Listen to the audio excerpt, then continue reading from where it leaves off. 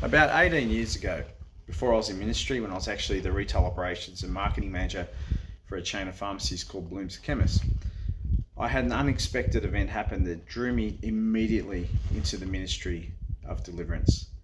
I was walking out to go to the bathroom at 3 a.m. when I noticed my phone flashing. I didn't want to answer it, but when it hung up and re-rang 3 times, I knew something must be going on. I picked the phone up, and on the other end was a father of a young man who was terrified for his son's well-being.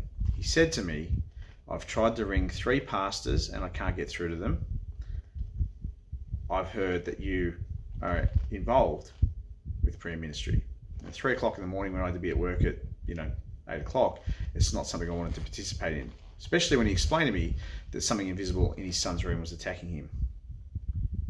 I felt an incredible urge that I must go and attend this. I went and saw my wife, who prayed for me, put some clothes on, and I drove from Carringbury to Sylvania, where I walked into a house full of idols of Indian gods. And when I got there, the father said, "My son's in there and there is something invisible attacking him in his room." I went into the room and I looked at him, he looked at me, and I said, "Are you okay?" He said, "I'm fine."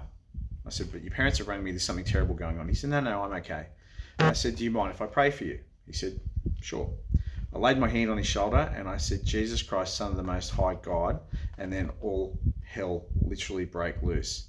He looked up at me, his eyes had turned completely black, and his face had contorted at the cheekbones, at the eyes and everywhere else, and it looked just like a cat, for want of a better word. He was laughing, he was hissing, and as I prayed for him, he leaned forward and he threw up foam all over the ground, just like in the movies.